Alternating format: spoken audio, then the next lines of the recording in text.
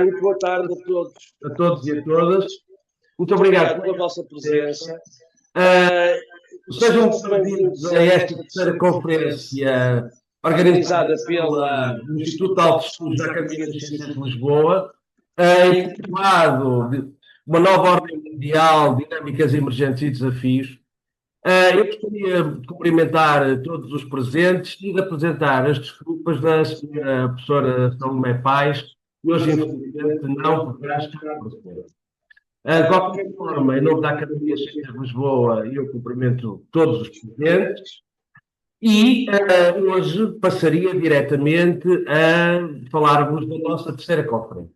Depois de, numa primeira conferência, termos falado sobre a globalização e o seu fim, depois termos falado sobre, na segunda conferência, sobre a autonomia estratégica da União Europeia, hoje temos o prazer de ter connosco o Sr. Professor Vítor Bento, que nos vai falar da economia como ação estratégica. O senhor é uma pessoa extremamente conhecida e fez o favor de mandar um currículo ultra curto que eu vou ler e que agradeço já ao Sr. Professor. Vítor Bento, nascido em Estremoz, 70 anos, licenciado em Economia, mestre em Filosofia da Ação, doutor em Estudos Estratégicos pelo Instituto Superior de Ciências Sociais e Políticas da Universidade de Lisboa e certificado em Corporate Governance pelo INSEAD. Atualmente é presidente da Associação Portuguesa de Bancos, membro do Conselho Fiscal da Universidade Católica Portuguesa, onde também é professor catedrático convidado, membro da direção da Professional Women Network de Lisboa e membro do Conselho Geral do Instituto Português de Corporate Governance.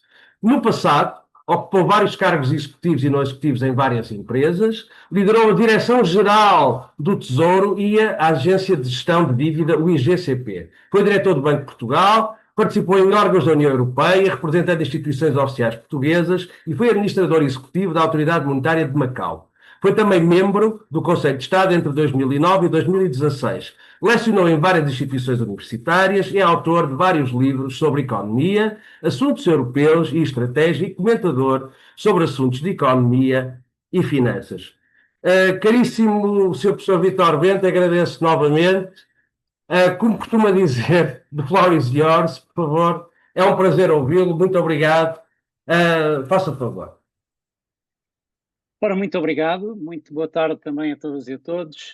Começo por agradecer à Academia das Ciências e ao Luís e ao Tiago o convite feito e, no fundo, o desafio para partilhar convosco algumas ideias.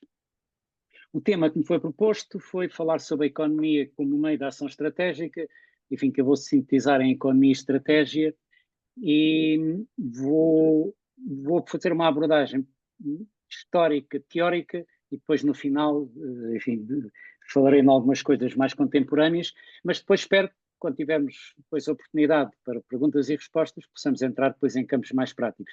Mas eu, enfim, para todas as abordagens eu preciso ter uma teoria, preciso ter um quadro, e portanto é isso que iremos fazer. Eu vou tentar partilhar aqui uma apresentação que tenho preparada, ver se isto funciona.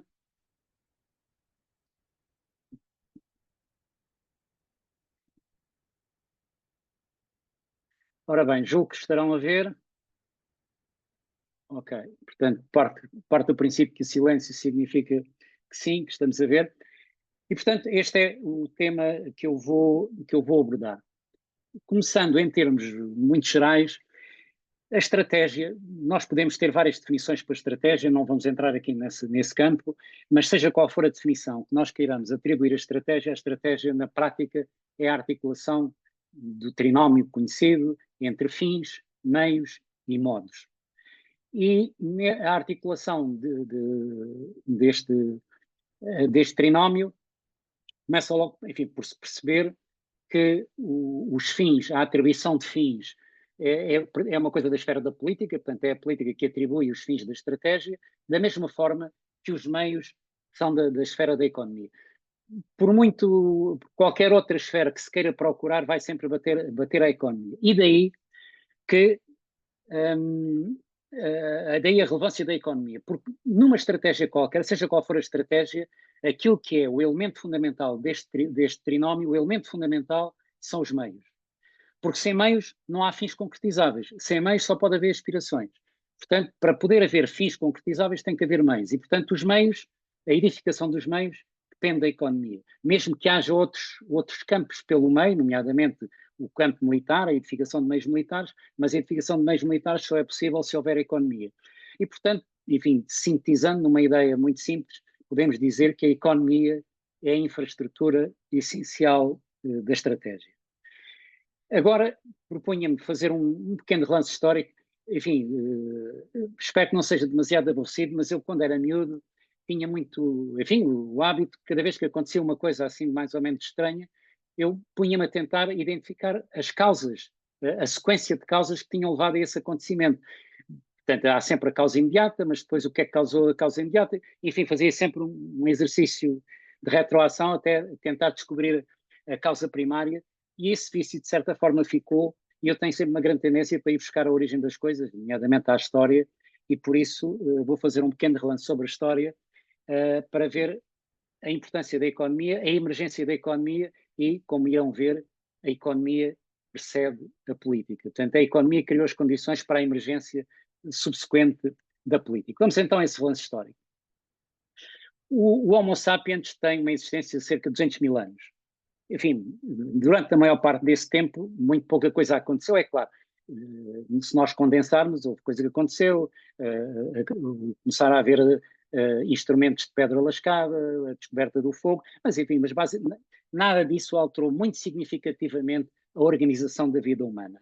A organização da vida humana dá um salto quântico fundamental através de uma revolução silenciosa, que é talvez a revolução mais fundamental da história da humanidade, que é a Revolução Agrícola, que teve lugar há cerca de 12 mil anos, mais coisa, menos coisa. Nestas coisas, quando nós arredondamos para estes números, quando falamos em 10 mil anos, é mais mil anos, menos mil anos. Não temos a possibilidade de exatamente saber. Mas, enfim, essa Revolução Agrícola foi, de facto, e basta ver que durante 200 mil anos pouca coisa aconteceu, e a partir destes 12 mil anos para cá, enfim, vejam tudo o que aconteceu até chegarmos aos dias de hoje. Tudo isto aconteceu num espaço de 10 mil anos, digamos isso. E aqui, com a Revolução Agrícola, começou a haver a domesticação e o controle da produção de alimentos. Isto foi uma transformação radical, porque a partir deste momento passou a ser possível controlar deliberadamente e de forma programada a produção, nomeadamente a produção de alimentos. E aqui nasce a economia. Porque a economia, enfim, mais uma vez, também buscando uma definição sintética, por mais complexa que seja a definição que queiramos para a economia, vamos sempre cair nesta, que é a gestão deliberada de recursos escassos para satisfazer necessidades ilimitadas. E, portanto, a Revolução Agrícola, com o controle o controle e a programação da produção, no fundo, introduz a economia. E esta é, no fundo, um pé fundamental do tripé da organização humana, que desencadeou toda a história, veio até aos dias de hoje. Com a Revolução Agrícola foi possível sedentarizar, portanto as populações passaram a ser mais sedentárias, portanto deixaram aquele caminho de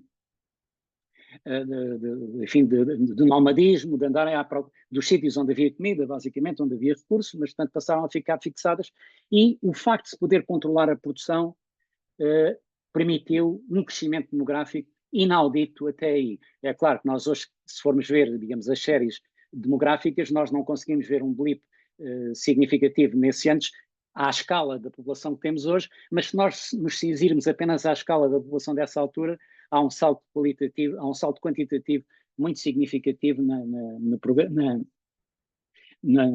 número de população, graças, portanto, à Revolução Agrícola. E com a Revolução Agrícola, com esta programação, aparece uma coisa que nós podemos dizer que é a chave mestra do desenvolvimento humano, que é a possibilidade de criar excedentes alimentares. Antigamente, enfim, antes da Revolução Agrícola, haveria excedentes alimentares, mas não eram programados, isto é, durante determinadas estações do ano ou em determinadas zonas havia mais comida do que aquela que era necessária, mas isso não era programado e, sobretudo, os excedentes não eram armazenáveis. Com a Revolução Agrícola é possível, no fundo, criar excedentes alimentares. E o que é que os excedentes alimentares permitem? Os excedentes alimentares permitem desenvolver uma série de atividades, porque o que é que significa o sustento alimentar? O sustento alimentar significa a capacidade de produzir mais do que aquilo que é necessário para sustentar os produtores dos alimentos. E, portanto, isso permite sustentar muitas pessoas que já não precisam de se dedicar à produção de alimentos, podem se dedicar a muitas outras atividades. E isto permite uma ramificação funcional da humanidade. E essa ramificação, portanto, é graças a isso que aparecem mineradores, aparecem artesãos, aparecem construtores, aparecem soldados, sacerdotes, pensadores, governantes, burocratas.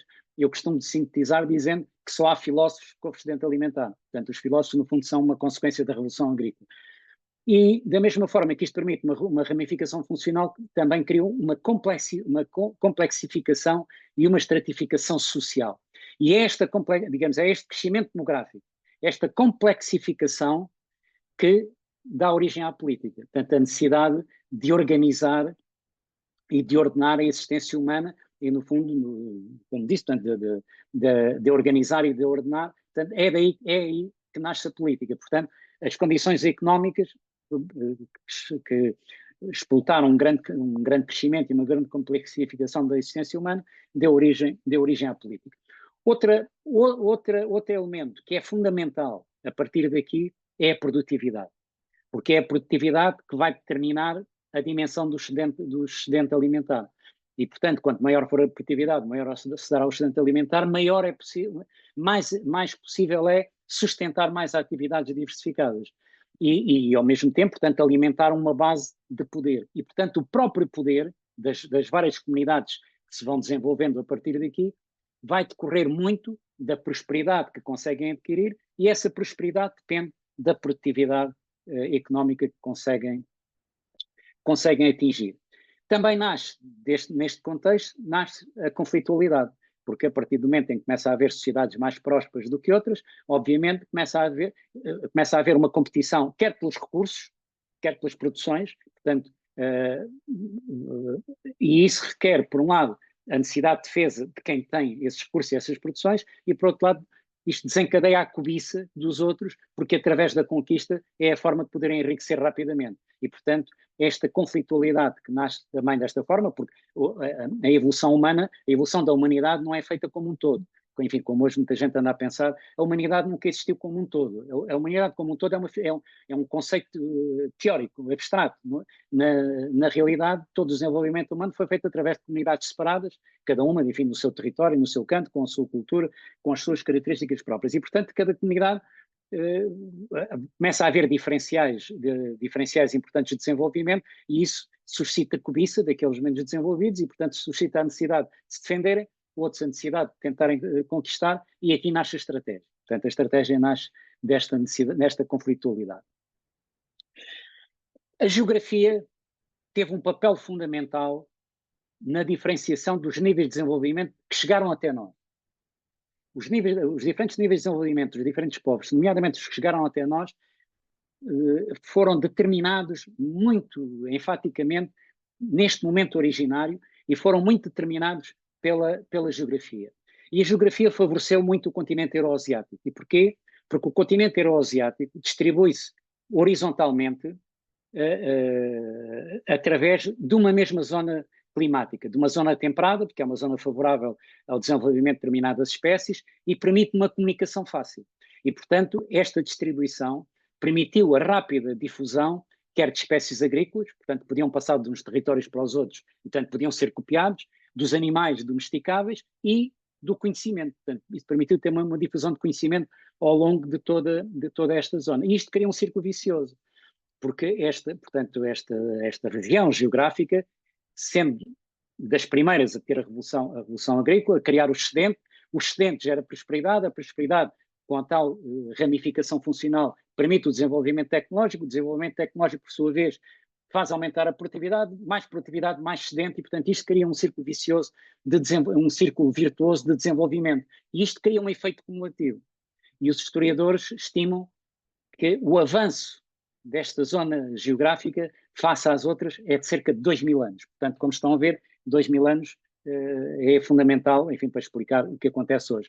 É daqui, portanto, vimos a emergência muito cedo dos grandes impérios euroasiáticos, já mostrarei alguns casos desses, e permitiu aos euroasiáticos, nomeadamente aos europeus, portanto à parte mais ocidental da Eurásia, a dominar os outros continentes. E, portanto, como nós vimos, portanto, os europeus acabaram por dominar os outros continentes. A América hoje é um continente europeu, a Austrália é um continente europeu, a África é que mantém, digamos, uma distinção, mas mesmo assim o seu nível de desenvolvimento ficou atrasado face àquele que foi conseguido pela Eurásia, graças, digamos, a esta situação. Porquê? Porque a África e a América estão distribuídas verticalmente, geograficamente estão distribuídas verticalmente ao longo de várias zonas climáticas. E essas várias zonas climáticas funcionam como barreiras, quer climáticas, quer ambientais, à difusão das culturas, das técnicas e da comunicação. Portanto, qualquer coisa criada num determinado segmento não era difundível ou era muito dificilmente difundível para digamos, as outras zonas. Eu já mostro o mapa com isso. Portanto, podemos dizer também que é aqui, nesta combinação da geografia com a economia, com a política, como já vimos, que nasce verdadeiramente a geoeconomia e a geopolítica. São conceitos muito recentes, mas verdadeiramente a sua origem, aquilo que permite uma distinção significativa, nasce precisamente neste período primordial da história humana. Como podem ver aqui, portanto, a distribuição da Eurásia distribui-se ao longo de uma zona temperada, portanto, enfim, uma espécie de uma distribuição horizontal, e como vimos, os locais onde houve os primitivos desenvolvimentos rápidos e grandes, portanto, nesta zona. É o Vale do Nilo, no Egito, é o crescente fértil, na zona, enfim, que hoje é a Síria, foi depois também a Mesopotâmia, portanto, essa zona, a Síria, o Iraque, o Líbano, enfim, essa zona toda, o Vale do Indus, do Indo-Ganges, a planície chinesa, o delta do Mekong, que não está aqui mostrado, e depois e a Europa. Portanto, a Europa está também nesta zona, mas tudo isto primeiro começou aqui nesta zona do crescente fértil, mas depois, através da tal facilidade de comunicação e difusão, foi progredindo depois para o Ocidente, para a Europa, através enfim, da zona que hoje é a Turquia, da Anatólia, e, portanto, permitiu. A Europa tinha condições de fertilidade mais favoráveis, porque a zona, enfim, do norte da África e daquilo que é hoje o Médio Oriente, em termos ambientais, era menos sustentável e, portanto, foi sobreutilizada e, portanto, acabou por perder capacidade, e a parte um bocadinho mais a norte desta zona, nomeadamente a Europa, e depois os outros, quer o Vale Indo-Gangetic, quer a planície chinesa, tiveram mais condições, digamos, para um desenvolvimento económico maior. Como podem ver, o caso da África e o caso das Américas, portanto, distribuem-se ao longo de zonas climáticas muito diferentes, sendo que a zona equatorial é uma zona muito adversa à comunicação e portanto, funciona como uma barreira muito, muito hostil ao desenvolvimento. E, portanto, é aqui que nasce o grande diferencial de desenvolvimento, que deu uma grande vantagem, que ainda hoje nós temos, a vantagem europeia, porque nós, quando olhamos para a América, não são os nativos americanos que dominam a América. Quem domina a América, no fundo, são os descendentes dos europeus que a ocuparam.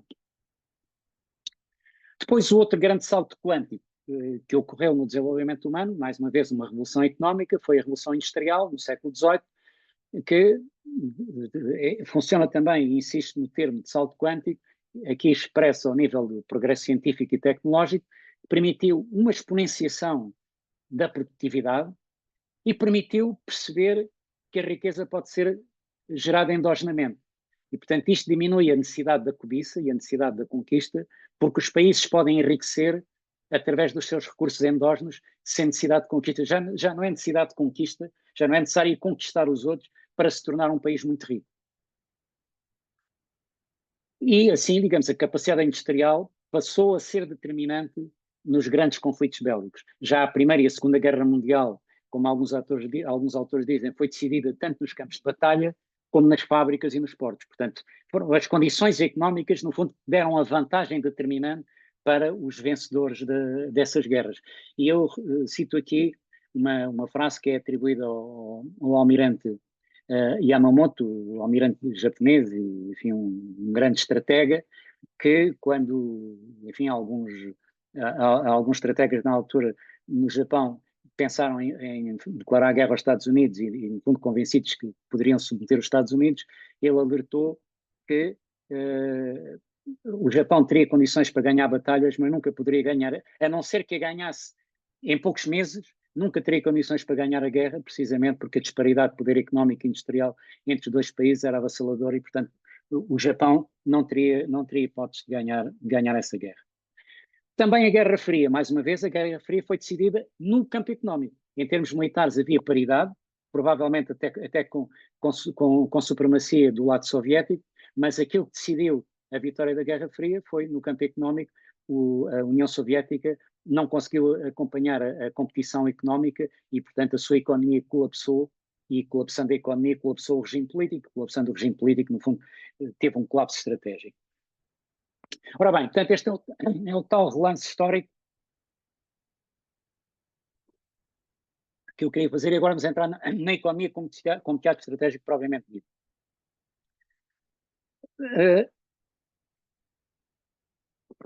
Com a fria, iniciou-se um novo período que alguns consideram o fim da história, um período de globalização, de integração económica e de prevalência do modelo capitalista, da economia de mercado, e que se esperava, no fundo, que essa globalização viesse a gerar não só, digamos, uma profusão de riqueza, mas viesse a criar níveis de interdependência que praticamente acabassem com conflitualidade. E, de facto, a globalização teve resultados fabulosos. Criou uma prosperidade, generalizou a prosperidade ao mundo inteiro, praticamente eliminou a pobreza em grandes partes do mundo. Só para vos dar uma ideia, a pobreza extrema. Só para vos dar uma ideia, no início do século XX, estima-se que ao nível mundial existiria 80% da população abaixo do limiar de pobreza extrema. Atualmente há menos de 10%.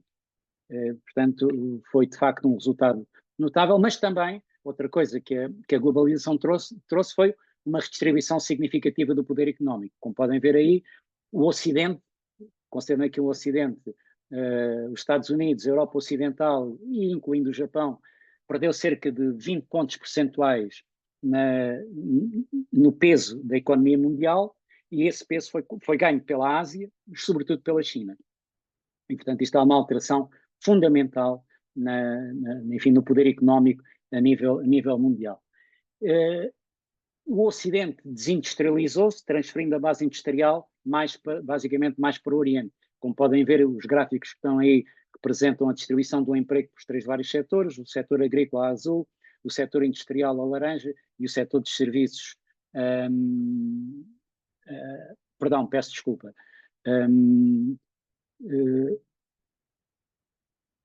Peço desculpa que eu agora...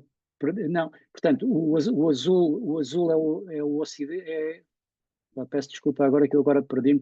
Não, perdão. O azul são os Estados Unidos, o laranja é a União Europeia e o cinzento é a China. Portanto, temos aí no meio, isto é a distribuição do emprego entre a agricultura, a indústria e os serviços. Como podem ver, entre 95 e 92 houve o emprego industrial, enquanto o Ocidente perdeu peso na parte industrial, ganhando nos serviços, a China, pelo contrário, ganhou peso na indústria. A China e a Ásia em geral ganham peso no setor industrial. Portanto, hoje a fábrica do mundo, a base industrial do mundo está mais no Oriente, está mais na China. O desenvolvimento da economia, este desenvolvimento da globalização, enfim, criou os benefícios todos que já referi, mas também criou problemas. E criou problemas, nomeadamente, às próprias sociedades ocidentais.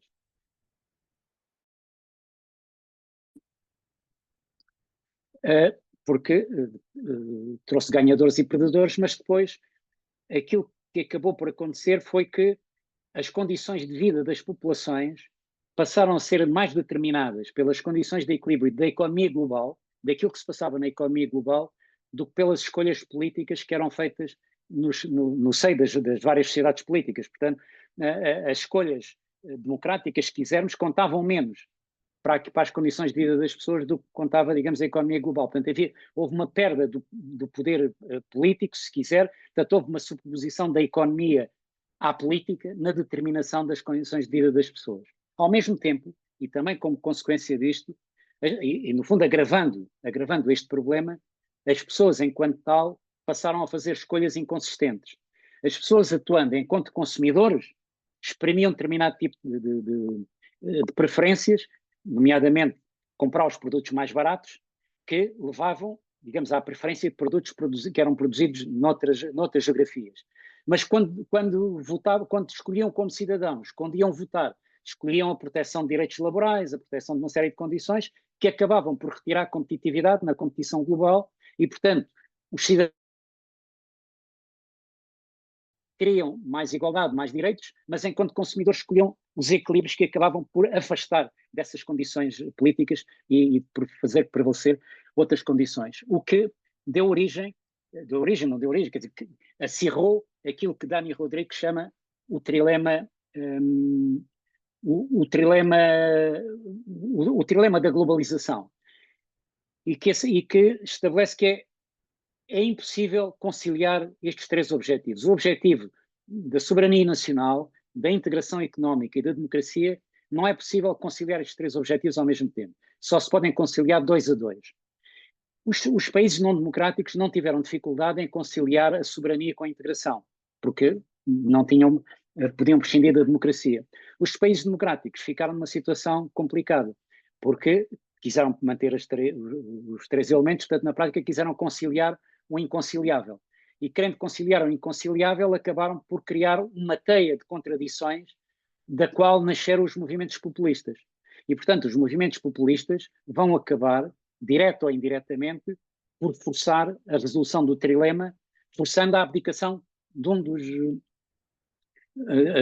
dos elementos do trilema. Portanto, um vai ser abdicado pela força, seja a bem, seja a mal. E esta é a realidade estratégica dos dias que temos, quer política, quer também a realidade estratégica que temos a nível mundial. E isto ajuda a explicar porque é que tem havido uma deslocação de preferências de regimes de democracias para regimes autoritários e a grande dificuldade que os regimes democráticos estão a ter em conseguir, no fundo, manter a coesão social dentro dos seus países.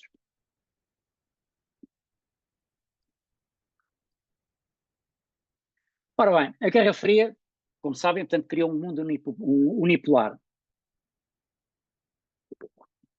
Os Estados Unidos surgiram como uma potência dominante, era a maior economia, tinha a liderança tecnológica e tinha um poderoso soft power assente nas suas instituições e na sua cultura popular, desde Hollywood à música pop, mais, portanto, tudo isto é um elemento muito, até aos jeans. Portanto, isto é a transformação. Os Estados Unidos conseguiram transformar um fato de trabalho, que eram os jeans, que isto era um fato de vaqueiros e de mineiros, conseguiu transformar num objeto de culto, nomeadamente nos países, e no fundo, um objeto de inveja para os países, nomeadamente para os países do mundo soviético dessa altura. E, portanto, isto isto é um elemento muito importante de soft power.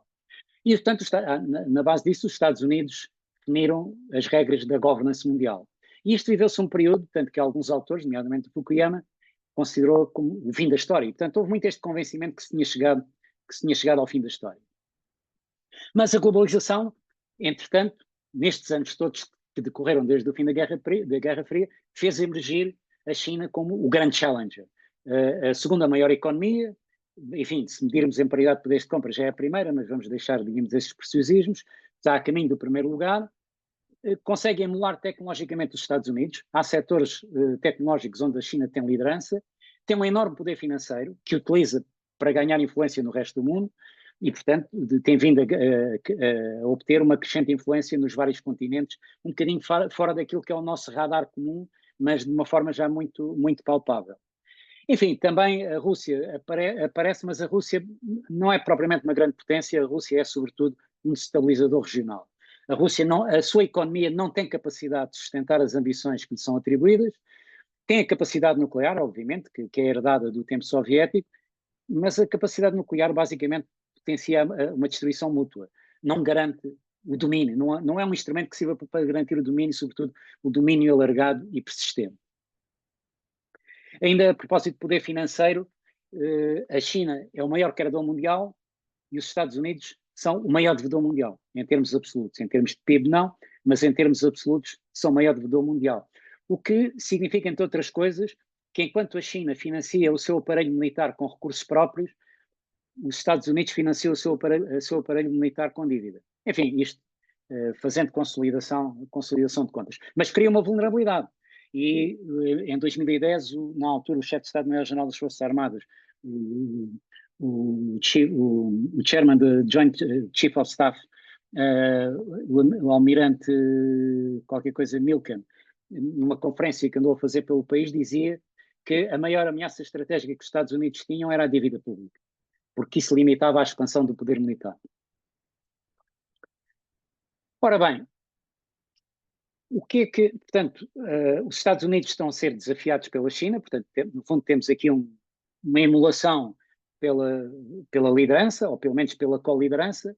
Os Estados Unidos continuam a ter vantagem, mas importa perceber onde é que assenta a vantagem dos Estados Unidos. Isto é, o que é que dá vantagem aos Estados Unidos? Porque, basicamente, as duas economias hoje são da mesma dimensão. Medidas em dólares, os Estados Unidos são maiores, medidas em paridade de poderes de compra, a China é maior. A China tem uma força de trabalho 4,5 vezes maior que os Estados Unidos. Portanto, a China tem mais recursos produtivos do que os Estados Unidos. Portanto, o que é que dá vantagem aos Estados Unidos? O facto de ter uma maior eficiência económica. Portanto, os Estados Unidos têm uma eficiência económica, se quiserem aqui uma produtividade laboral aparente, que é quase 5 vezes maior que a da China. E, portanto, esta é a chave da liderança dos Estados Unidos, é o diferencial de eficiência económica. Se a China conseguir reduzir este gap de eficiência económica, como tem vindo a fazer desde 1990, se continuar a reduzi-lo, a China tornar-se-á a maior potência. Porque depois, conseguindo fazer isso, pode, nomeadamente, dedicar mais recursos, isto é, com o mesmo sacrifício social, isto é, extraindo o mesmo da sociedade, consegue dedicar, a mesma proporção da sociedade, consegue dedicar mais recursos à capacidade militar do que os Estados Unidos. E, portanto, ao fim de alguns anos, poderá tornar-se na maior potência militar, pelo menos em termos de equipamentos. A China continua a ter uma grande desvantagem face aos Estados Unidos em termos de capacidade militar, que é a falta de prática. Isto é, a China não tem experiência de combate, há muitos anos que a China não tem experiência de combate, e os Estados Unidos, desde o final da Segunda Guerra, os Estados Unidos estiveram sempre em guerra, em algum sítio, contra alguém. E, portanto, os Estados Unidos são uma máquina de guerra permanentemente treinada. E isso também lhe dá uma vantagem muito significativa que vai para além das quantidades. Ora bem, portanto, o poder económico é uma fonte de poder, de cor, e é uma fonte de autonomia estratégica. E, no fundo, o que é que garante aqui a autonomia estratégica dos países? Portanto, o que é que dá poder económico aos países? Dá a dimensão da economia. E a dimensão da economia não significa necessariamente a dimensão do país. A dimensão da economia aqui refiro-me à capacidade de produzir rendimento. Portanto, aquilo, enfim, podemos subsumir no PIB. E o PIB depende de recursos naturais, território e população, menos e muito mais os diferenciais de PIB, e isso está estudado, eu fiz vários estudos sobre isso, depende sobretudo do capital, quer o capital produtivo, portanto as máquinas, tecnologias, essa coisa toda, os softwares, e do capital humano, educação, conhecimento e da eficiência económica. Portanto, estes elementos são elementos que qualquer país, por mais pequeno que seja, pode emular com os maiores países. E nós temos isso, temos países de pequena dimensão física, que são potências económicas, e temos países de grande dimensão física, com uma grande população, mas que são anões económicos.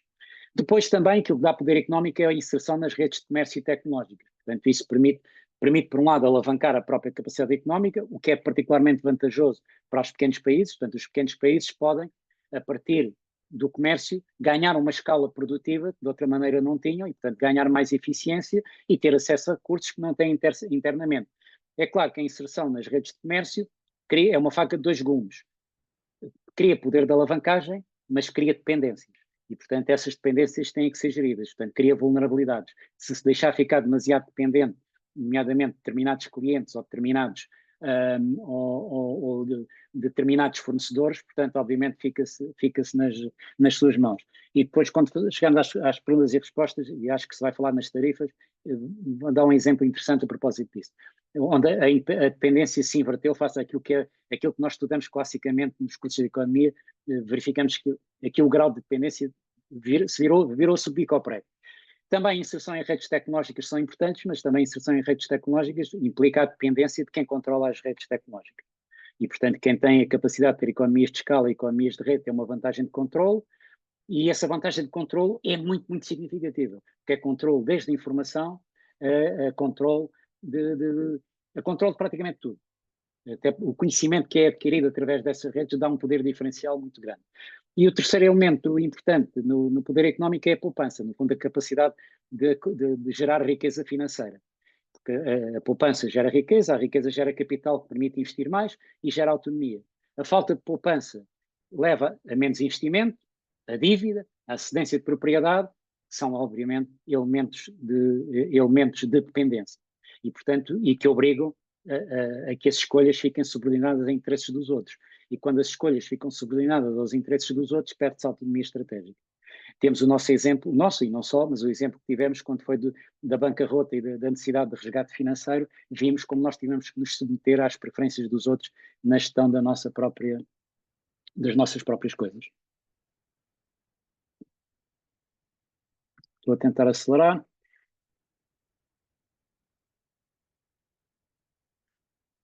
Ora bem, então agora na governance... Não acelere. Ok, não, já estou a acabar, que é para depois dar tempo, portanto, dentro daquilo que eu me tinha proposto, portanto, tenho utilizado um registro de conversa mais acelerado, enfim, precisamente para fazer esticar o tempo. Ora bem, na governance estratégica, portanto, o papel da economia na governance estratégica passa por dois desafios. O primeiro desafio é maximizar o potencial económico, isto é, o poder no país, portanto, o poder económico no país. Portanto, no fundo, criar as condições para que o país cresça mais, para que tenha mais PIB, no fundo, para que tenha mais poder económico. O segundo desafio, que é um desafio mais complexo, é transformar o poder económico em autonomia estratégica.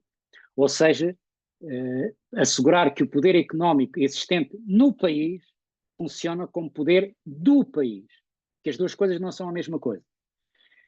E, portanto, maximizar o poder económico passa pela gestão da economia, política económica, política monetária, política orçamental, incentivos e por aí adiante. E a questão de transformar o poder económico em autonomia estratégica é mais complicado. Mais uma vez, os países não democráticos é fácil, porque a autoridade política controla praticamente tudo, portanto não há disseminação de poderes. Nos países democráticos o poder económico está disseminado. O poder económico está disseminado e a maior parte das fontes de poder económico são privadas, estão dispersas e têm interesses próprios. E os interesses próprios dessas unidades de poder económico nem sempre são alinhadas com os interesses do Estado. Do Estado aqui no sentido país, não no sentido de setor público. Nem sempre estão alinhados. Nem sempre estão alinhados entre si e nem sempre estão alinhados com o interesse do Estado. E, portanto, o grande desafio, isto é um desafio de facto de gestão estratégica, é conciliar esses vários interesses, alinhá-los com o interesse do Estado, orientando-os no sentido desejado, com incentivos, com restrições e, enfim, por vezes com uma mão um pouco mais dura se for necessário. E, portanto, é muito importante ter um alinhamento cultural. Os países que têm um alinhamento cultural à partida, isto é, onde há uma grande coesão cultural, uma grande coesão social, e onde a nação, se quiserem, os vários elementos da nação estão muito alinhados naquilo que são os interesses do país e estão muito motivados para os interesses do país, é muito fácil gerir estratégia, no fundo, porque há uma compreensão estratégica, portanto é fácil haver a compra, o buying-in da estratégia por parte da sociedade. Em sociedades como a nossa, onde os interesses, além de serem dispersos, são dispersos do ponto de vista de objetivos, são pouco cooperantes, isso obviamente enfraquece muito o país, torna mais difícil transformar o poder no país em poder do país. Um desafio importante, enfim, que os economistas liberais, enfim, conhecem mais a economia dos manuais do que a economia da realidade, têm dificuldade em perceber é que um desafio muito importante do ponto de vista estratégico é saber quem é que controla os centros estratégicos das principais empresas e dos setores estratégicos. Porque não é a mesma coisa. Entendeu? Todas as unidades, sejam económicas, sejam políticas, têm um centro estratégico.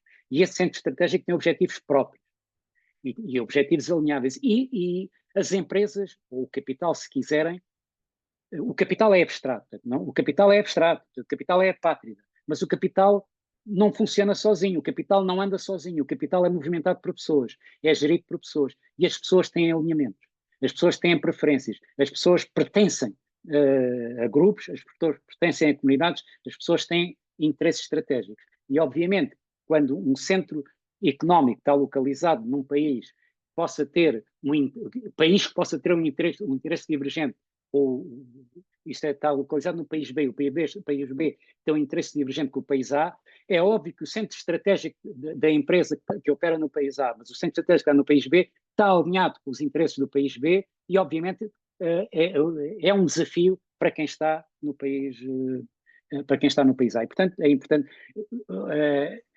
Obviamente que isto não pode ser visto em termos absolutos nem em termos binários. Isto, como em tudo na vida, é coisas para serem geridas com cautela. O 8 ou 80 são maus, o 0 ou tudo são maus.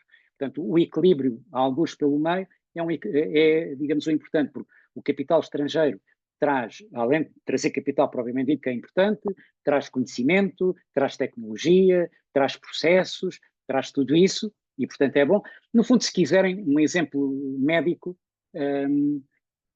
é um pouco como a diferença entre um remédio e um veneno. A diferença está na quantidade. Portanto, a mesma base química tanto pode curar como pode matar. E aqui é a mesma coisa. E pronto, olha, com isto acho que consegui cumprir o tempo que estava mais ou menos alocado e agora terei, enfim, todo o gosto de responder às vossas questões se entenderem que vale a pena fazerem. Eu vou tentar desligar isto para estarmos mais à vontade.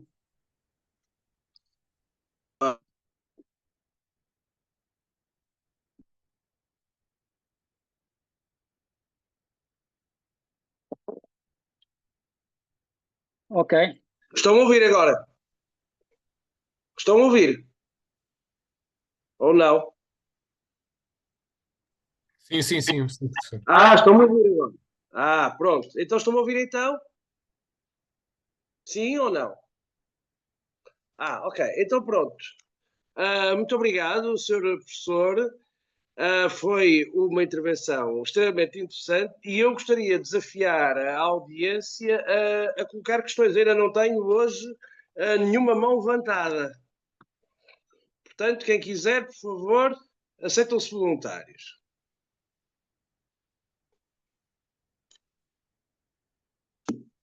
Bom, como ainda não tenho ninguém como voluntário, eu fazia uma pergunta ao Sr. Professor Vítor Bento, que era a seguinte. Porquê é que o Presidente Trump tem apostado tanto na questão das tarifas? Porque realmente as tarifas eram vistas talvez como uma coisa do passado e hoje em dia as tarifas acabam por ser, no fundo, o grande meio geoeconómico dos Estados Unidos. E eu gostaria realmente de ouvir de uma voz avisada do seu professor porque é que realmente Trump acredita que as tarifas é que vão ser o futuro do Making America's Economy Great Again? Muito obrigado. E desafio depois a pergunta, depois também já tenho aqui a mão levantada do seu engenheiro Fernando Faria de Oliveira, que se quiser também poderá fazer também já a sua pergunta e depois o professor Vítor Bento também fará o favor de responder já às duas perguntas. Sr. Engenheiro, por favor. Boa tarde. Em primeiro lugar, queria dizer ao professor Vítor Bento que fez uma conferência verdadeiramente magnífica não há termos para definir a profundidade com que apresentou este tema. Eu apenas queria levantar uma questão quase que colateral àquilo que ele referiu e que tem, de alguma maneira, a ver, neste momento, com a nova ordem mundial que está em construção.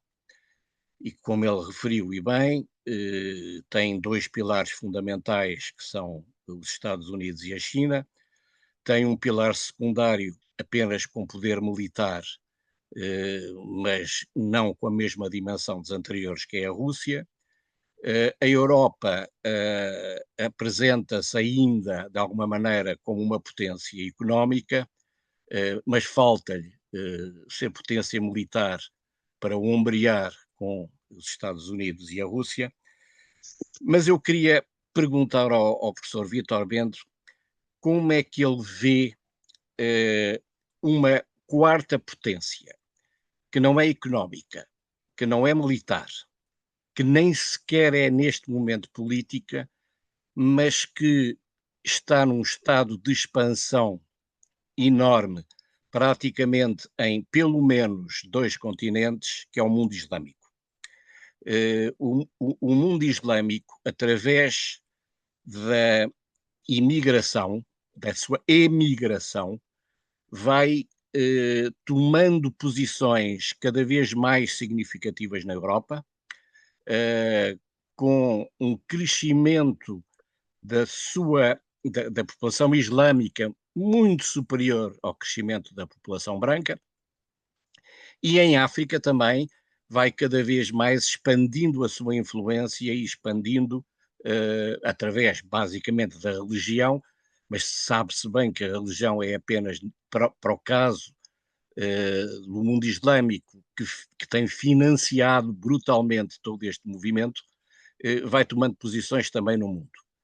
Como é que o professor Vítor Bento, de facto, vê este avanço do mundo islâmico e até que ponto é que este avanço do mundo islâmico não poderá vir a constituir mais tarde, porque lhe faltam o poderio militar e o poderio económico, mas vai ter na parte política uma influência muito importante. Muito obrigado. Sr. Professor, por favor. Muito obrigado. Muito obrigado, Sr. Engenheiro. Muito obrigado. Muito obrigado. Isto são duas questões, quaisquer delas bastante desafiantes e, no fundo, são questões bastante prementes e eu não sei se tenho resposta para elas. Começando pela questão do Trump. Bom, a primeira coisa, quer dizer, obviamente que a entrada do Trump por esta via e pela via das tarifas causou uma surpresa muito grande. E aí o IVE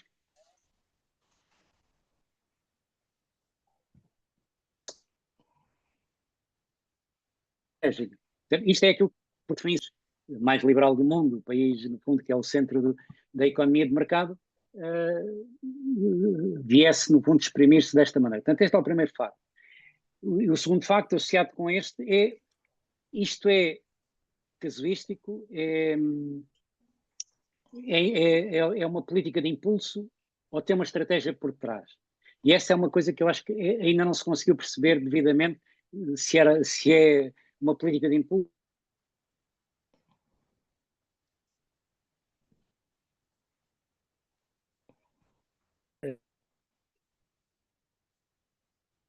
Eu nestas coisas eu tento sempre, eu nunca, e portanto eu acho que um dos piores erros que se pode cometer em qualquer confronto estratégico é de subvalorizar o valor do adversário. Nós devemos sempre partir do princípio que o adversário é um adversário valoroso e é inteligente e, portanto, se nós não estamos a perceber, o problema é nosso. Não é ele que se explica mal, é que nós não percebemos. Para já uma das coisas que eu julgo que foi flagrante é que as tarifas foram instrumentos para outra. E eu lembro do célebre dia da libertação, o dia 2 de Abril, quando aparece aquele quadro com as tarifas aplicadas aos países todos, que resultou de uma forma, enfim, que alguém apareceu a explicar aquela forma, que até metia umas letras gregas e tal. E eu confesso que no primeiro impulso reagi à economista e tentei interpretar o que é que economicamente aquilo queria significar. Mas felizmente, essa minha hesitação durou pouco tempo e rapidamente percebi que aquilo não significava nada. Aqueles números não significavam nada a não ser assustar os adversários, assustar os interlocutores. Portanto, aquilo era criar susto. E depois, a partir daí, obrigá-los a vir negociar. E a negociar outras coisas. Portanto, virem a oferecer concessões. Portanto, isto é, ele não tinha exigido nada, mas os outros todos foram no fundo, oferecer concessões. E na prática acaba por ser uma técnica negocial assim. Ele quer atingir 20. Portanto, quer obter 20 dos outros. Começa por pedir 100. Os outros ficam assustados, oferecem 30. Foi o que aconteceu. O processo negocial toda à volta das tarifas foi este exercício. Ele exige 100, ele só queria 20, exige 100 e os outros deram-lhe 30. Portanto, este é o resultado do processo negocial. E aí, portanto, ele ganhou. Portanto, ele obrigou os outros países todos a ajoelhar, no fundo, a cederem. E isto também introduziu uma diferença a que nós, economistas, não estávamos habituados. Isto é, para nós, dentro daquilo que nós estudamos, o país vulnerável é o país que importa.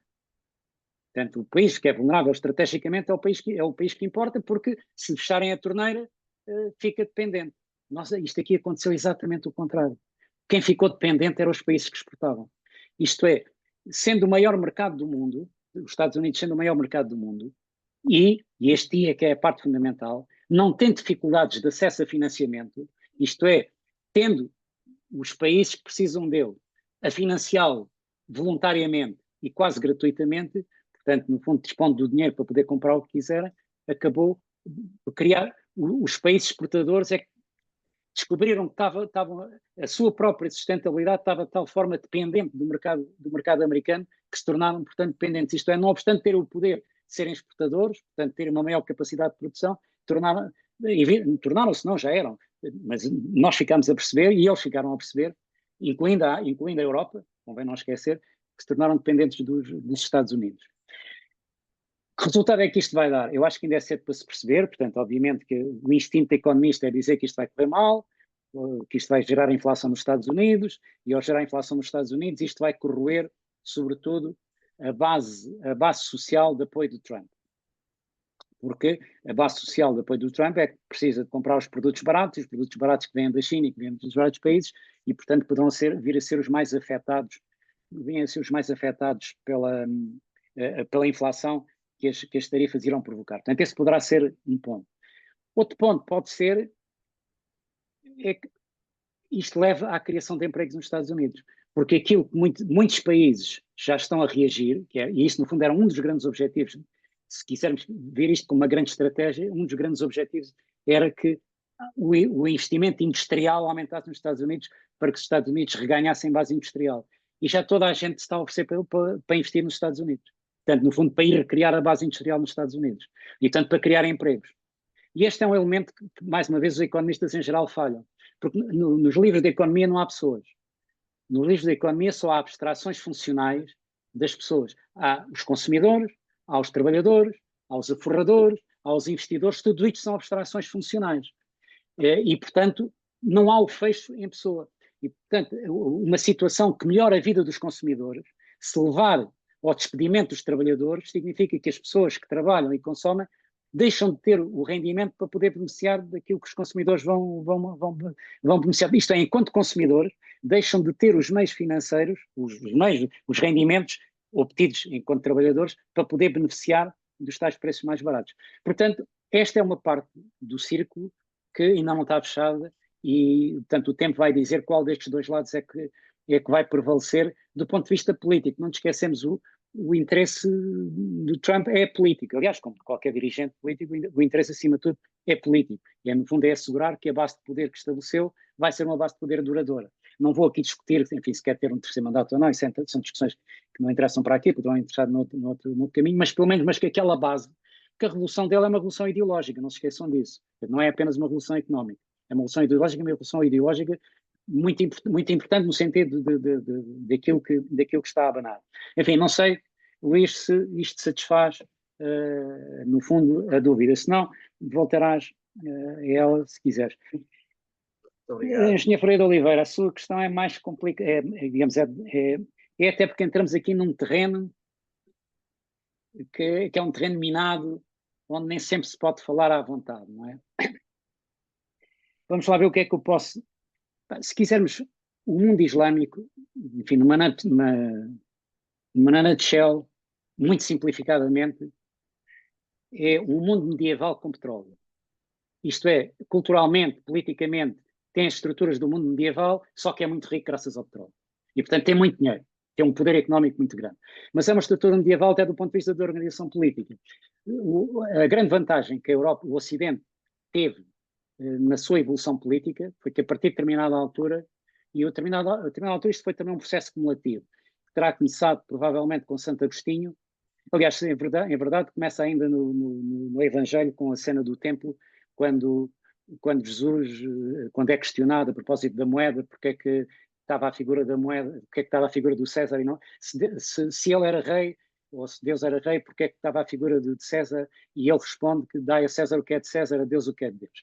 E depois, mais tarde, Santo Agostinho percebe que, embora a religião vise a salvação do homem, mas até chegar à salvação o homem tem que viver na terra, e tem que viver na terra no meio das imperfeições da terra, e portanto temos que aceitar que a terra tem que ser gerida por homens imperfeitos, e portanto deixemos a salvação para a igreja, e portanto para o caminho da igreja. Portanto abriu a primeira brecha para que o governo da terra fosse feito numa esfera diferente da esfera religiosa.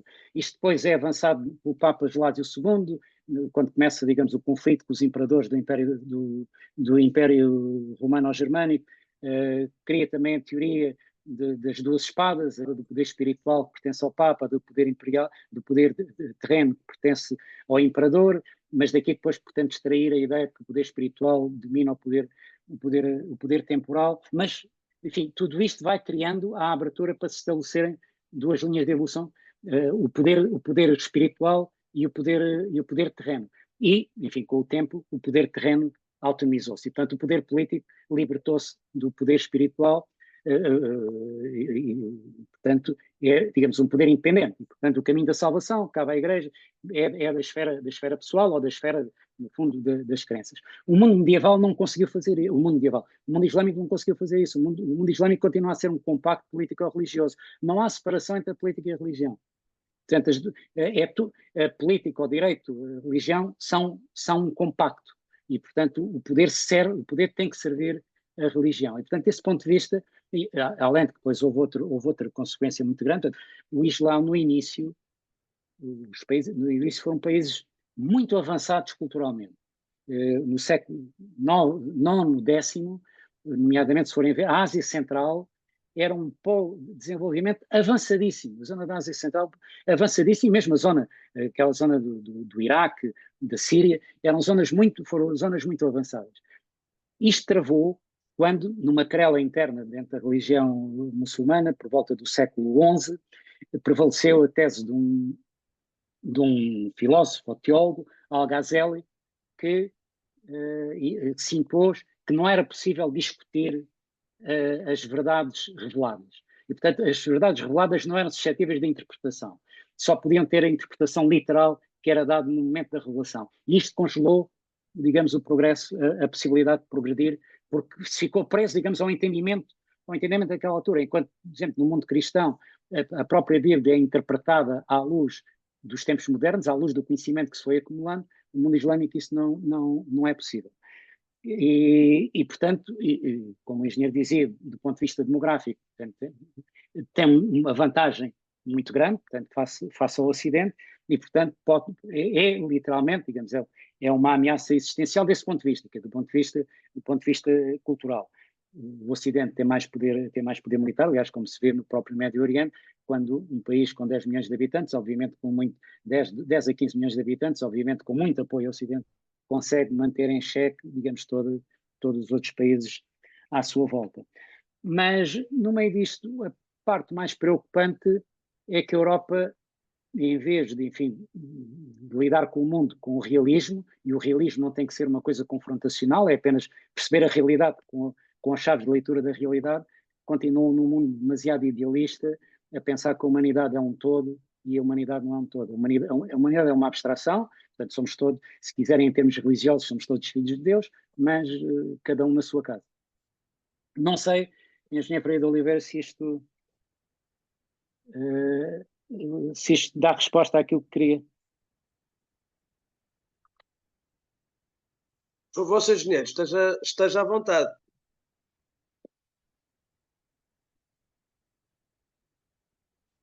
Não estamos a ouvi-lo. Tem o microfone desligado. O engenheiro tem o microfone desligado. Agora está desligado, está desligado.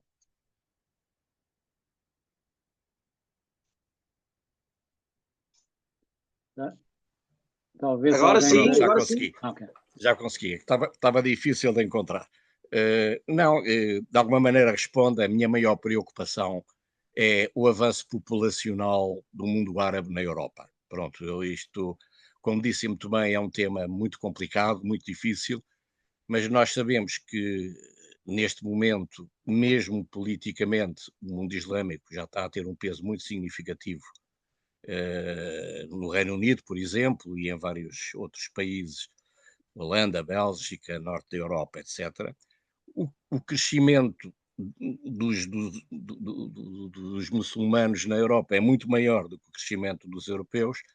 A um prazo de 50 anos, não sei como é que estará a situação. Foi por isso que eu coloquei a pergunta, mas agradeço a sua intervenção. Muito obrigado. Muito obrigado. Muito obrigado, Sr. Engenheiro. Então, eu agora passaria a duas perguntas de duas pessoas que eu tenho aqui. A primeira seria Belarmino Barata, que pedia-lhe o favor de intervir, e também tenho aqui a Helena Santos a seguir, mas pediria agora a Belarmino Barata que fizesse o favor de fazer a sua intervenção. Muito obrigado. Não estamos a ouvir. Estou a vê-lo, mas ainda tenho o som desligado. Está desligado. Já está? Já está desligado? Já estamos a ouvi-lo? Já está desligado? Já é um está. extraordinário prazer ter ouvido, e uma oportunidade única, o Dr. Vítor Bento, e também as suas observações sobre o gosto pela geografia e pela história. Bem, em termos geográficos, o que eu depreendi da sua introdução é que a forma natural como a Europa Ocidental se deve interatuar com o resto do mundo, em primeiro lugar, é com a Europa Oriental, mais do que propriamente do outro lado do Atlântico.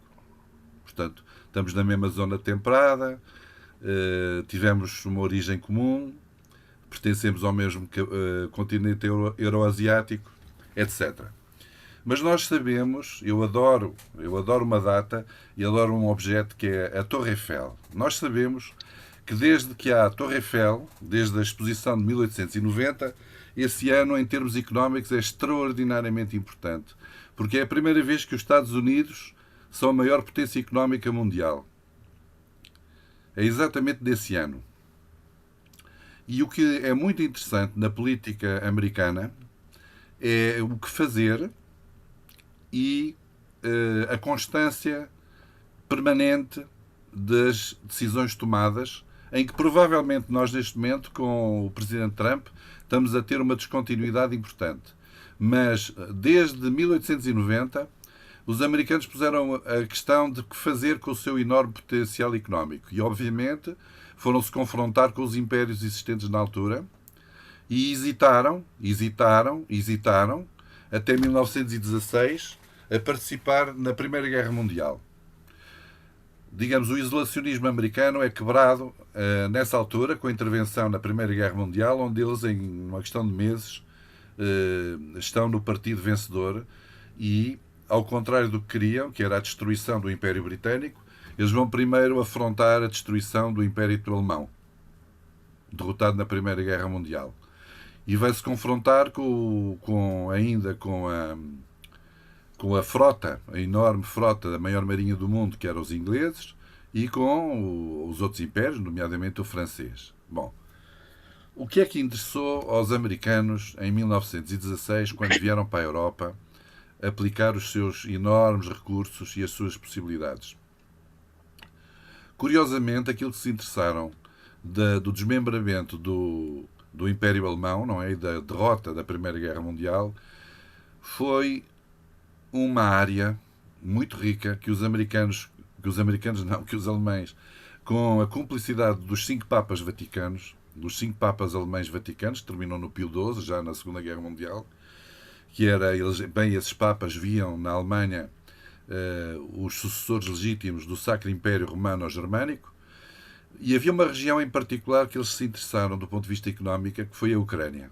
Os americanos vêm para a Europa e interessam-se no colapso absoluto do Império Alemão, interessam-se em primeiro lugar em refazer e a fazer investimentos numa área que é a Ucrânia. Ora, essa vontade, independentemente de tudo o resto que se passou pelo meio, nunca foi abandonado. A Ucrânia, nas suas diferentes configurações nos últimos 100 anos, sempre foi uma área extraordinariamente rica. Aliás, nós sabemos, desde o tempo dos gregos antigos, que era a principal produtora de cereais na Europa, não é? No tempo dos gregos, há 2000 anos. Portanto, esse foi a primeira. Nós até temos a noção, agora dando um pequeno salto para a Segunda Guerra Mundial, que um dos primeiros objetivos do Hitler em atacar a leste da Rússia era os cereais, mas depois ele precisava do petróleo, etc. E teve que infletir para o Cáucaso e para ir buscar o petróleo. Portanto, a Ucrânia tem sido um diadema, um diamante, uma peça da cobiça da entrada dos americanos para a Europa. Os americanos hesitaram muito, através do intervencionismo, entrar na Europa, mas quando decidiram. E o que eu acho muito interessante, e gostava muito que o professor Vítor Bento, de uma outra perspectiva, comentasse, é esta constância, esta permanência dos Estados Unidos na Ucrânia. Luís, se calhar podemos juntar. Muito bem. Sim, claro, Mas, claro. sim. Se quiser, e depois passamos a Helena Souza e ao Eduardo Canastro. Professor, força. Não, estou a dizer, se calhar podemos dar mais perguntas, eu depois respondo. Então eu pedia encadeado, que é mais, a Helena Souza, é mais se fizesse económico. o favor também de fazer a sua intervenção, agradecia-lhe. Ok, muito obrigada. Estão a ouvir-me? Estão sempre, sim, senhora, muito obrigado. Bem, eu gostei muito da sua palestra. Devo dizer que sou completamente leiga no assunto, a minha área é completamente diferente, portanto, peço desculpa desde já pela minha ousadia por estar a fazer perguntas, mas achei muito interessante aquele esquema que apresentou do trilema entre, penso, hiperligação, Integração, hiperintegração. hiperintegração, soberania e democracia. Portanto, e que, como disse, seriam inconciliáveis, não é? Os três ao mesmo tempo. Portanto, quer isto dizer que a opção de democracia está condenada à partida nos países ocidentais para serem capazes de competir com a China e outras potências autocráticas? É esta a minha questão. Bom, eu agradeço muito.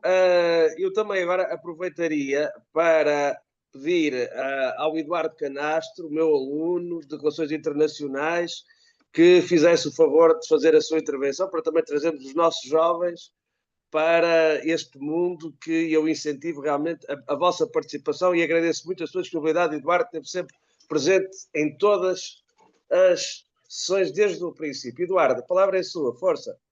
Muito obrigado. Muito obrigado pela conferência, professor Vítor Bento. A minha questão centra-se à base dos recursos. Nós possuímos um planeta Terra com 8 bilhões de seres humanos e uma cada vez maior escassez de recursos, tanto com a crise climática, de diminuição dos níveis de água doce, diminuição da produtividade agrícola. Então, a minha questão ela centra-se. Quais serão aqui os pontos de conflito entre os Estados em termos de recurso? Ou seja, quais serão as regiões que são mais disputadas em termos de recursos, sobretudo em terras férteis e água? Muito obrigado. Sr. Professor, por favor, muito Ok, obrigado a então todos, vossas intervenções. vamos ver se eu consigo responder. Primeiro, a questão da geografia. A questão da geografia já não pesa como nos tempos primordiais, não confundamos isso. Isto é, aquilo que eu dei, que deu a tal vantagem dos 2000 anos, isso foi nos tempos primordiais, onde quer o clima, quer as barreiras físicas, eram barreiras mesmo à comunicação. Já não é a situação de hoje e já não é há muito tempo.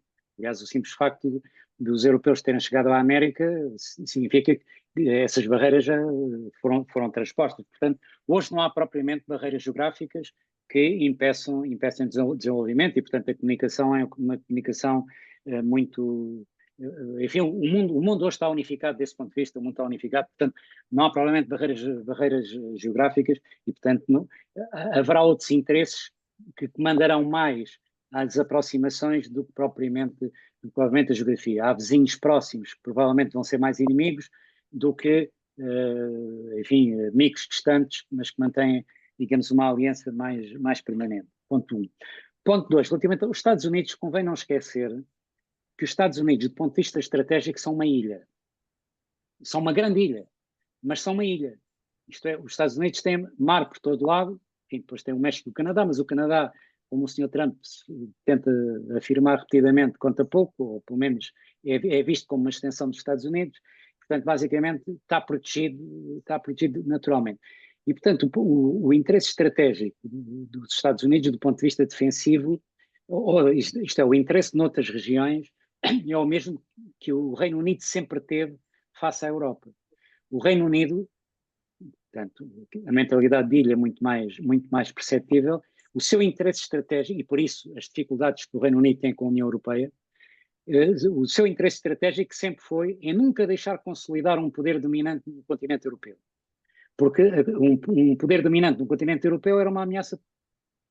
O passo a seguir é ir para a ilha, é tomar conta da ilha, como já tinha acontecido com os normandos. Portanto, os ingleses já tinham, com os normandos e com os nórdicos, aliás, o Reino Unido nos tempos pré-medievais foram atacados por todo lado, primeiro pelos nórdicos, portanto, da Dinamarca, da Noruega, e depois pelos normandos a sul, que enfim, foi a origem daquilo que depois veio a ser, enfim, a história do Reino Unido. E, portanto, sempre foi, o Reino Unido interveio sempre que havia uma potência que ameaçava tornar-se dominante no continente europeu, era atacada pelo Reino Unido, precisamente para enfraquecer, porque era a primeira linha de defesa. A primeira linha de defesa de qualquer país está fora da sua fronteira.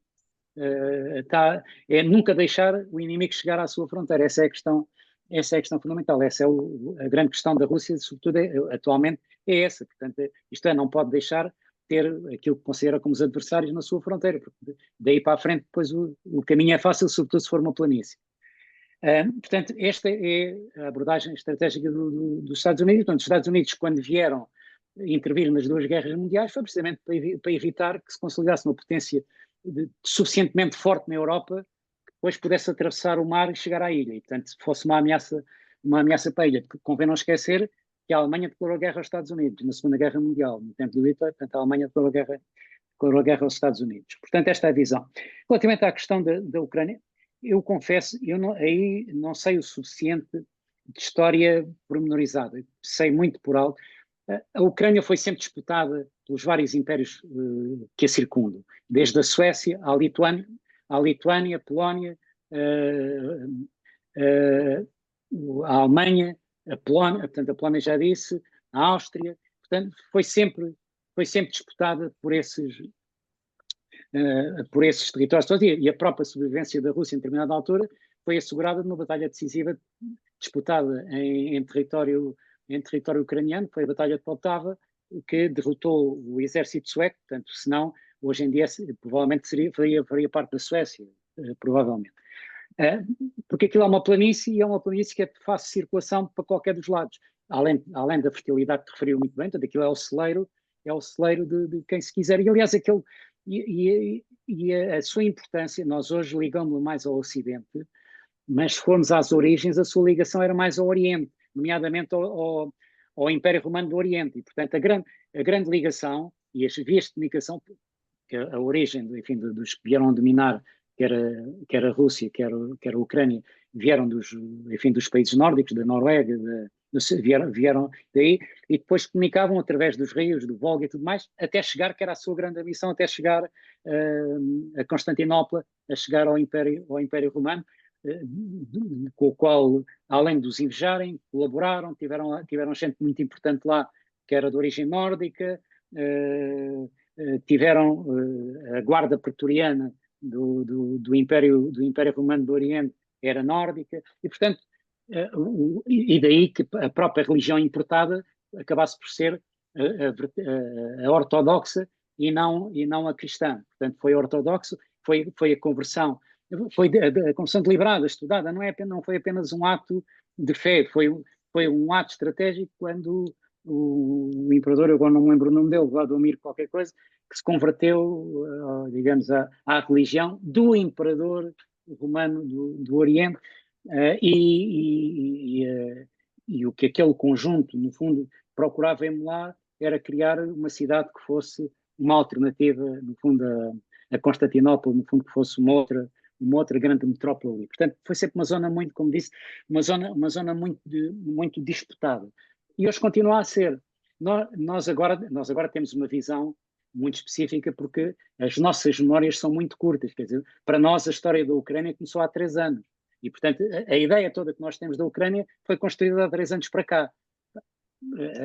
A Ucrânia tem centenas, tem milhares de anos de história por trás e, portanto, sem perceber toda essa componente, dificilmente se consegue perceber o que está a passar hoje. O que está a passar hoje é um epifenómeno das condições circunstanciais atuais, portanto, de um lado que se sente ameaçado, e, portanto, ameaçado ataca, a um território que considera que considera que tem direitos históricos. Não estou a entrar na discussão, estou apenas a fazer um relato do que entende que tem direitos históricos, mas, enfim, não consigo ser muito mais útil, porque confesso que não conheço, digamos, o suficiente dessa parte da história para fazer um juízo histórico, nomeadamente qual é o interesse dos Estados Unidos. Porque o interesse dos Estados Unidos é relativamente novo. Quer dizer, os Estados Unidos, até porque os Estados Unidos como país têm 200 anos, não, 200 e poucos anos. Nós estamos a falar de uma história praticamente de mais de 1 milhar de anos. E, portanto, nestes 200 anos, a descoberta da Ucrânia para os Estados Unidos é uma coisa muito mais recente. Eu não tenho conhecimento suficiente para conseguir... É da Primeira Guerra Mundial, muito obrigado. Sim, mas é recente, não é? Recentíssimo. Do ponto de vista histórico é muito recente. Eu não consigo ter perspectiva suficiente para enquadrar isso. Muito obrigado, professor. Doutora Helena Ramos, a democracia não está necessariamente condenada, mas é uma coisa que nós temos vindo a assistir e estamos a subestimar. Portanto, está a haver um endurecimento das organizações políticas, portanto, isto é, os regimes autoritários têm vindo a ganhar, inclusivamente pela via democrática, que é uma coisa que convém, porque aquilo que nós, por vezes, tendemos a confundir a democracia com aquilo que são os nossos regimes. Os nossos regimes são mais do que democracia. Os nossos regimes, eu gosto de lhe chamar de democracia republicana. Não tem nada a ver com monarquia. Não tem nada a ver com a chefia do Estado. Tem a ver com a organização. Isto é, a república são as instituições que governam, a separação de poderes, o Parlamento, os tribunais, o Estado de Direito, tudo isso é a componente que eu chamo de república, e depois a democracia é o elemento de legitimação de quem ocupa o poder, portanto, dos titulares do poder. E o que nós estamos a ver é mais uma revolta contra a república do que propriamente contra a democracia, porque esses líderes, e o Trump é um exemplo, o Trump está a contestar as instituições, portanto, mas ele apoia-se na legitimidade democrática que ganhou para contestar as instituições que ele considera que não têm essa legitimidade democrática. Portanto, o problema é que é mais, isto é, as massas, isto já estamos a sair um bocadinho do terreno, aquilo que, no meu entendimento, está a passar no mundo ocidental é que as massas se estão a sentir traídas pelas elites, acham que as elites quebraram o contrato social, não tomar devida conta das massas. Portanto, desde Maquiavel ao entendimento que, basicamente, há um contrato social de governo em que as elites governam e as massas deixam-nas governar enquanto elas tomarem conta das massas.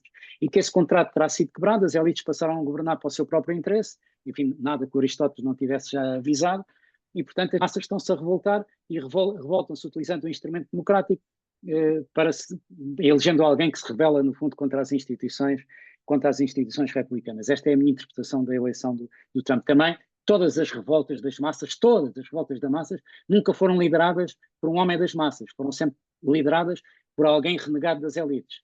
Foi sempre um renegado das elites é que lidera as massas. Portanto, e esta é mais uma vez. Mas a democracia, mesmo entendendo a democracia republicana, não tem necessariamente que estar em risco. Provavelmente, se calhar, a hiperligação é que terá que ser abrandada. Portanto, isto é o fenómeno da integração económica, que, aliás, de certa forma, está a fazer marcha atrás desde a pandemia, quando se percebeu que a extensão das redes de abastecimento se tornaram uma ameaça estratégica, começou a haver uma marcha atrás muito grande nos níveis de integração.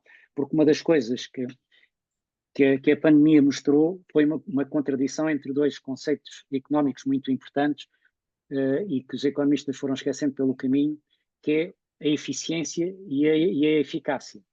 Isto é, maximizou-se a eficiência sacrificando-se a eficácia. E, portanto, de repente descobriu-se que o mundo tinha maximizado a eficiência e, portanto, tinha conseguido distribuir as produções pelos sítios onde era mais barato, mas depois, quando houve uma altura crítica, as coisas não estavam onde faziam falta. E, por alguma razão, a eficácia, a preservação da eficácia precisa de redundância. Por isso é que nós temos 2 pulmões e 2 rins. Quando podíamos funcionar só com um, só que se eles falham, o resto depois, portanto, é o que assegura a eficácia. Eduardo, a boa notícia é que a população o crescimento da população está a desacelerar. E, portanto, nós vamos ver um crescimento muito mais, daqui para a frente, muito mais lento, e provavelmente lá para o final do século podemos começar a ver uma inversão. Pela primeira vez, enfim, assim em termos de momento de longo prazo, começar a ver um declínio, porque de facto o crescimento da população desde o século XVIII, XIX, a um ritmo que duplicava a cada 50 anos é insustentável. Portanto, não há recursos e a maior ameaça, se quiser, a maior ameaça ecológica é este crescimento. Mas isto, enfim, está a haver um movimento autocorretor da própria dinâmica social que vai desacelerar. Os recursos, apesar de tudo, ainda não estão assim tão perto da exaustão quanto possa parecer, porque nós hoje já estamos a ver a produção agrícola ser feita de forma, eu não sei dizer hipofónica, eu não sei como é que se chama, enfim, são aquelas coisas feitas em altura, praticamente não precisam de terra, mas hoje já há jardins, já há plantações enormes que são feitas em altura, em prédios altos, quase sem terra, obviamente precisam de água, mas por outro lado a água é o recurso mais abundante do planeta, portanto vai ser uma questão tecnológica conseguir converter a água salgada em água doce. Portanto, essas coisas, essas restrições serão resolvidas pela tecnologia. Convém não esquecer que já no século XVII ou XVIII o Malthus também dizia que o mundo ia acabar porque a população estava a crescer a um ritmo geométrico, enquanto que os alimentos cresciam a um ritmo aritmético e, portanto, isso ia gerar uma grande fome, que as pessoas iam morrer à fome, e, portanto, que ia criar uma grande crise, e isso não aconteceu. E não aconteceu porquê? Porque a tecnologia procurou exponenciar a produtividade, passou a haver alimentos para muito mais gente, e nunca a população cresceu tanto como desde as previsões do Malthus. Portanto, eu aí, apesar de tudo, tenho alguma confiança que a tecnologia consegue superar esses inconvenientes, mas reconheço, quer dizer, que o crescimento da população não pode ser ilimitado. Portanto, o crescimento da população não pode tender para o infinito, porque isso é insustentável. Sou cético sobre a possibilidade de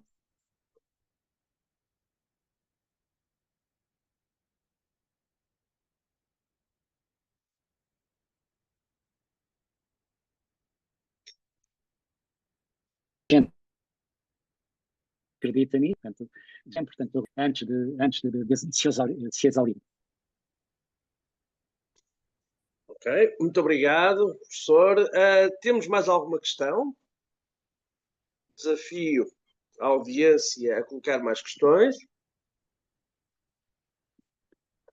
Bom, então eu colocaria uma última questão ao professor Vítor Bento, agradecendo todas as intervenções que foram feitas até agora, que no fundo é uma nova visão sobre uma questão que já aqui foi colocada no terceiro ciclo de conferências, que é a questão da Europa.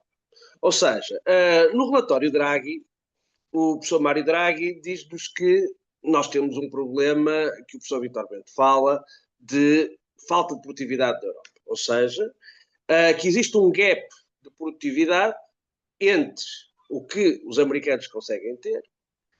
Em parte, os chineses estão a crescer a ritmos crescentes, não é? E nós não estamos a consegui-lo. E, por outro lado, nós temos que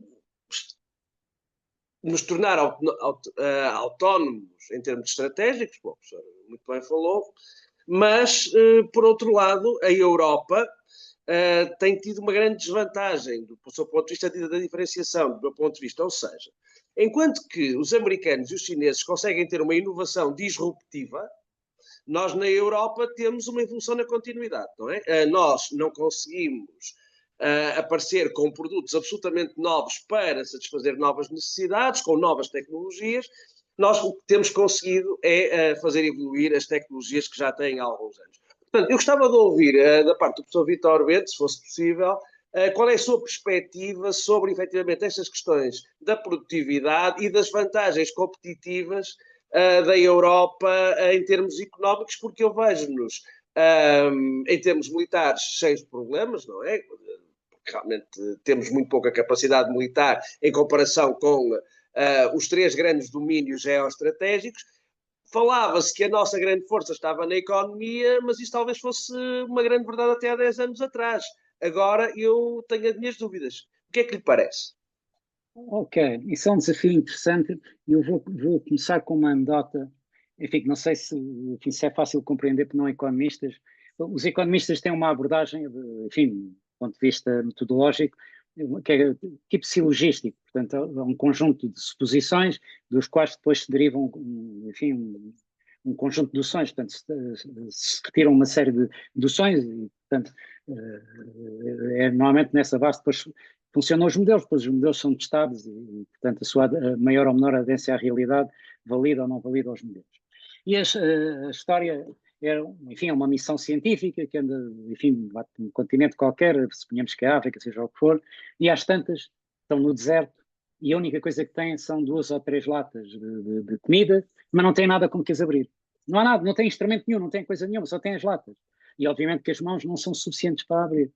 Enfim, começa uma discussão entre os cientistas, os físicos, e tal, mas isto, pondo isto com o sol, com um ângulo, não sei o que, isto pode fazer, daquilo não deu, o químico, mas isto colocando aqui uma reação química, e o economista que tem solução para tudo, vocês não estão a perceber, isto é fácil. Suponhamos que temos um abre-latas, aplicamos o abre-latas e abrimos.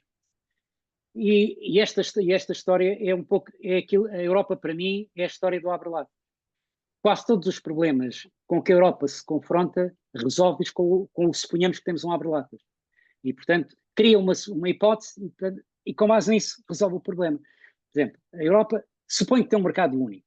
E, portanto, supondo que tem um mercado único, tira daí uma série de ilações. Obviamente não tem mercado único nenhum. A única coisa que tem é um conjunto fragmentado de vários mercados que tem alguma legislação comum, mas depois tudo o resto são diferenciados e não permitem unificar. E depois, aliás, se quiserem, o maior indicador de que não há mercado único é que existem autoridades de concorrência a nível nacional, que é a maior contradição com a ideia de mercado único. Qual é o principal objetivo de uma autoridade de concorrência nacional? É defender o seu território, defender o seu mercado, defender a exclusividade do seu mercado, defender que o seu mercado é diferente dos outros, é a sua principal primeira preocupação.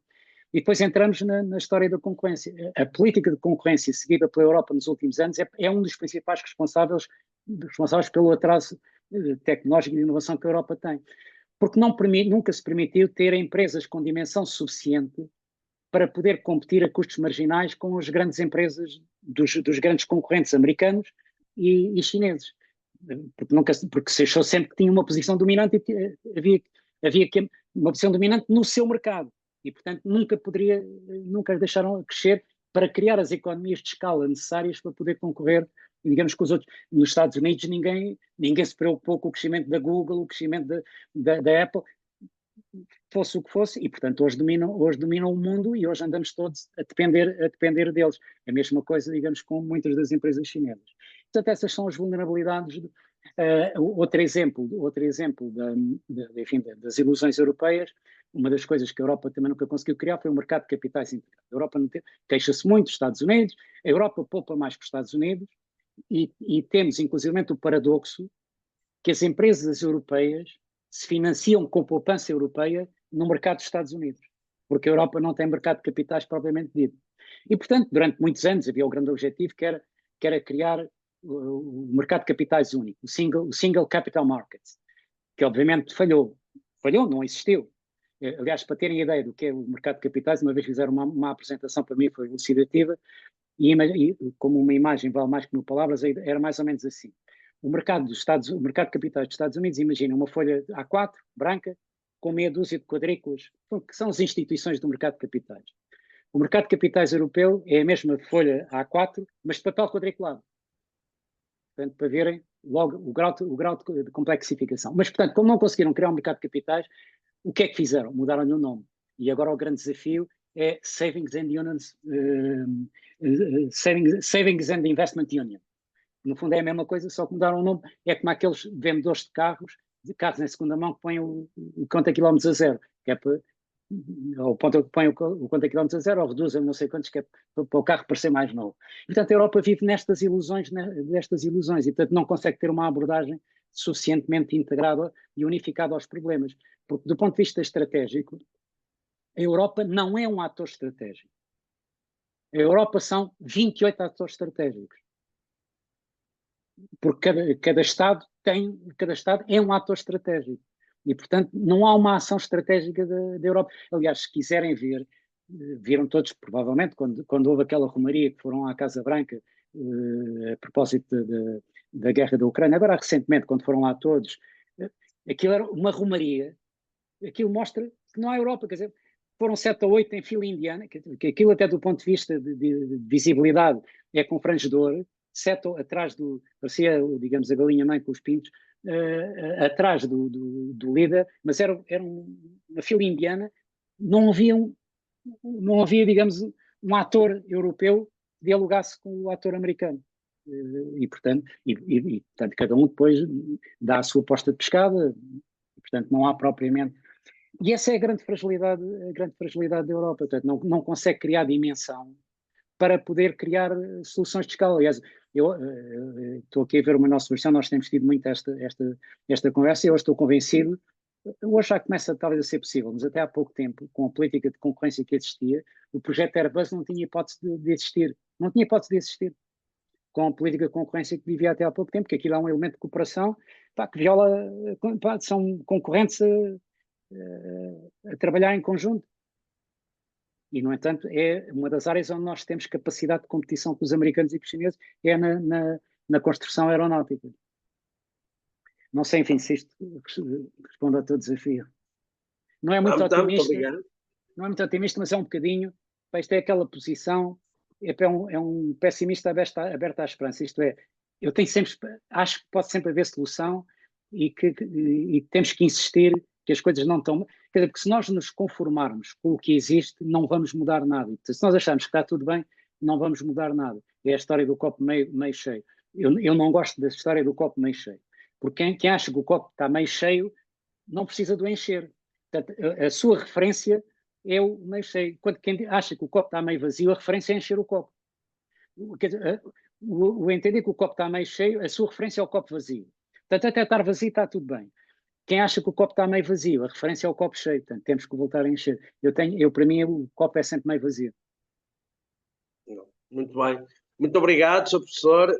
Eu agradeço a todos. Não estou a ver mais questões, então eu daria por encerrada esta conferência, agradecendo muito novamente ao Sr. Professor Vítor Bento por todo o brilhantismo da sua intervenção, pelas suas respostas. Agradeço a todos quanto colocaram questões. Muito obrigado. Em nome da Academia, fico muito satisfeito. Muito obrigado. Eu só gostaria de chamar a vossa atenção para a continuação deste ciclo de conferências e que na semana que vem vamos ter a nossa quarta conferência, em que vamos falar sobre inovação. E vamos falar com um primeiro orador, o comandante Paulo Simões, da Marinha Portuguesa, para falar sobre a inovação na Marinha, e depois vamos trazer o Dr. Rafael Campos Pereira, da Confederação Empresarial de Portugal, para falar também de como é que ele vê a inovação como uma vantagem competitiva, mas o que eu queria também discutir era se efetivamente é possível que o Estado e as empresas colaborem em termos de inovação e de criação de valor para realmente conseguirmos construir vantagens competitivas o mais sustentáveis possíveis. Portanto, minhas senhoras, meus senhores, muito obrigado pela vossa presença, muito obrigado novamente ao professor Vítor Bento, cá nos encontraremos para a semana. Muito obrigado, vamos sair, muito boa noite, até à próxima. Muito obrigado. Muito obrigado pela vossa atenção.